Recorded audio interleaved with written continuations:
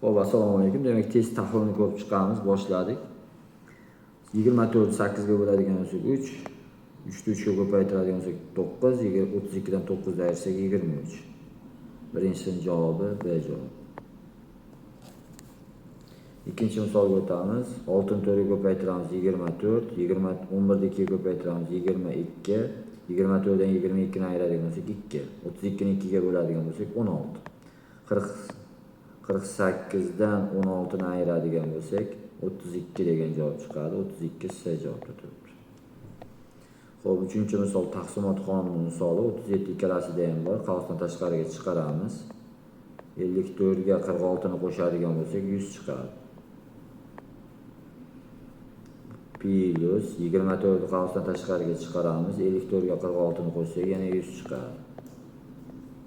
Xo'p, 37 da 24 ni qo'shadigan bo'lsak 61 bo'ladi. 61 ni 100 ga ko'paytirsak 6100 bo'ladi. D javob. To'rtinchi misol 19 ikkalasida ham bor. 19 ni qavsdan tashqariga chiqaramiz. 38 dan 30 ni ayiradigan bo'lsak 8 qoladi. Minus 8 ko'paytirilgan 13. 8 ni chiqarib turamiz. 19 dan 13 ni ayiradigan bo'lsak 6 bo'ladi. 8 kare 6 48. A javob. 5-misol. Anvar kuniga 120 bet o'qib, kitobni 8 kunda o'qib tugatdi. Demak, 120 ni 8 ga ko'paytiramiz. 960 chiqadi. Kitobimiz 960 bet. Endi Akbar shu kitobni 6 kunda o'qishni maqsad qildi. 160 chiqadi. Demak, 160 C javobda. 6-misol. Tengsizlikda nechta natural son qatnashgan? Natural son degani sanoqda ishlatiladigan sonlar. 43 kiradi, 92 ham kiradi. 43 dan 92 gacha nechta son borligini topish uchun 92 dan 43 ayrilib, 1 qo'shiladi. Qo'shiladigan bo'lsa 50 degan javob C javob bo'ladi. 12 va 16 sonlarning ko'paytmasiga teng bo'lishi uchun 200 sondan qanday sonni ayirish kerak? Buning uchun 12 ni 16 ga ko'paytiramiz. 12 ni 16 ga ko'paytirsak 10 tasi 160, 2 tasi esa 32, 192. 200 soni 192 bo'lishi uchun undan 8 ayirib tashlashimiz kerak. B javob. Xo'p, 24 lar qo'shib chiqib 1200 hosil qilindi. Bunda n qiymati nechta 24 borligini topish uchun 1200 ni 24 ga bo'lamiz. 50. C javob. 9. Turli raqamli eng kichik 4 xonali son. Turli raqamli eng kichik 4 xonali son desa, ko'pchilik 1234 oladi. Bu xato hisoblanadi. To'g'risi 1023 bo'ladi. Bu sonning raqamlar yig'indisi 6 ga teng bo'ladi.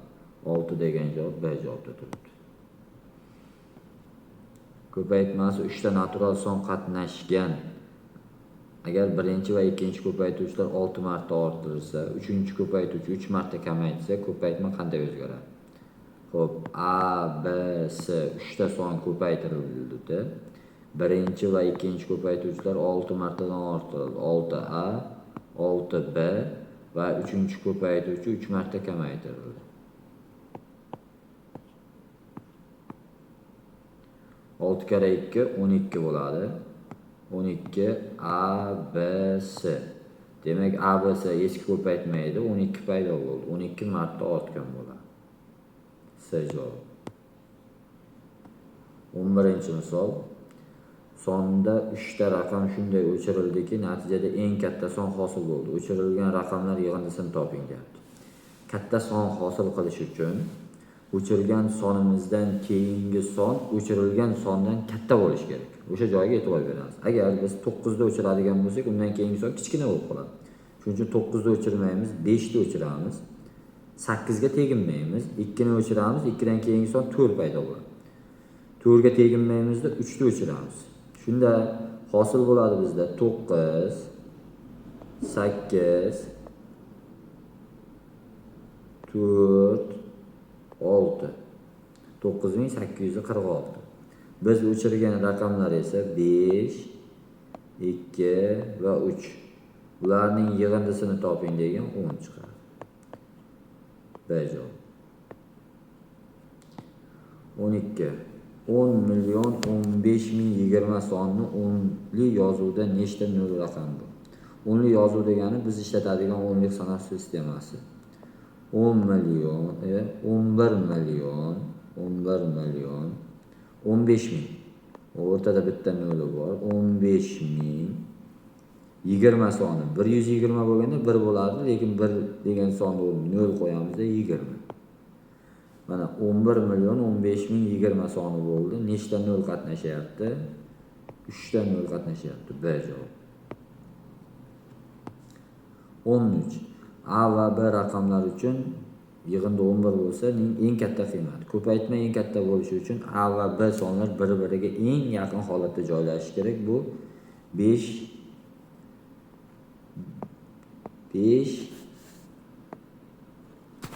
5 bilan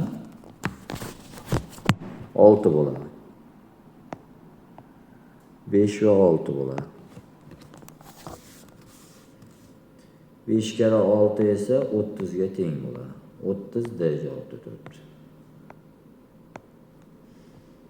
Xo'p, 14-misol. A, B natural sonlar uchun A, B 15, B esa 21 bo'lsa, eng kichik qiymatini toping. Ifoda kichkinaroq bo'lishi kerak. Yig'inda kichkina bo'lishi uchun ham yig'inda ko'paytma berilib, yig'inda kichkina bo'lishi uchun A, B ko'paytmadagi sonlar bir-biriga yaqin qilib tanlanadi. Agar yig'indini eng katta qiymatga erishtirmoqchi bo'lsak, ularni uzoq-uzoq qilib tanlaymiz. Misol uchun 1 bilan 15 deb tanlasangiz, qo'shsangiz 15 paydo bo'ladi. Lekin 3 bilan 5 deb tanlasangiz, ko'paytirsangiz 8 paydo bo'ladi. B ni o'rniga 3 qo'yamiz. A ni o'rniga 5 qo'yamiz. 5 kere 3 bo'ladi. Bu yerda 3 qo'yamiz. Bunga 7 qo'yamiz. Endi bularni qo'shib chiqamiz. 5 3 7 qo'shib chiqadigan bo'lsak 15 degan son bo'ladi. Bu B javobda turibdi. 15 3 va 7 raqamlardan foydalanib yozilgan barcha ikki xonali sonlar yig'indisini toping. 33 takrorlanishi mumkin emas demagan. 37 73 77. Xo'p, 33 ga 77 ni qo'shsak 110 bo'ladi. 73 ga 37 ni qo'shsak 110 bo'ladi. Qo'shsak 220. D javob. Keyin 16-savol. A, B, C bir-biridan farqli raqamlar uchun eng katta qiymatni toping deganda, endi bu yerda faqat ko'paytma nimadir berilishi kerak bo'lgan, o'sha joyi chala bo'lib qolgan. Misolda kamchilik bor ekan. 2, 7, 8 raqamlar yordamida ularni takrorlamasdan nechta turli raqam? Takrorlamasdan tuzishning qoidasi. Birinchi 2 bilan boshlangiz. 27, 28. Keyin 7 bilan 72, 78. Keyin 8 bilan 82, 87. Jami 6 ta. 6 ta C javob. 18. 3 kilogramm meva narxi 24 ming bo'lsa, demak har biri 8 mingdan. 8 kilogramm mevaniki 8 kere 8 64 ming. B javob. 24 3 ga bo'ldik, keyin 8 ga ko'paytirdik. 19. Bitta qopda 40 kilogramm kartoshka sig'adi. 290 kilogramm kartoshka uchun kamida nechta? Qoldiq uchun bir qoidasi ishlaydi bu yerda. 290 ni 40 ga bo'lamiz. 40 ga bo'lganimizda 7 tadan beramiz. 7 kere 4 28. 280 kilogramm sig'diramiz. 10 kilogramm qoldiq qop ketadi. Va biz o'sha 10 kilogramm uchun ham yana bitta qop olamiz. Shunda 7 plus 1 degan bo'ladi, 8 ta qop kerak bo'ladi. Mana shu javobda qoldiq uchun bir qoidasi ishlaydi. 40 soni dastlab 5 marta orttirildi. 45 marta orttirildi degani 40 ni 5 ga ko'paytirildi. Keyin esa 8 ga ortdi, keyin 8 ga ortdi, keyin 8 qo'shildi. Hosil bo'lgan son dastlabkisidan necha marta ortdi? 40 40'ni 5 ga ko'paytirdik 200, 200 ga 8 ni qo'shdik 208 bo'ladi. Shundaymi? Keyin esa 80 ga ortdi bo'lyapti. 80 qo'shamiz. 280 bo'ladi. Shu 280 ni 40 ga bo'lamiz. Necha marta ortgani? Nechta ortganimiz, necha marta degani uchun 40 ga bo'lyapmiz. 7 chiqadi. Demak 7 marta ortgan B javob. Mana shunday qilib testlarni ishlab chiqilaveradi. Xudo xolasa barchaga omad, sog' bo'linglar.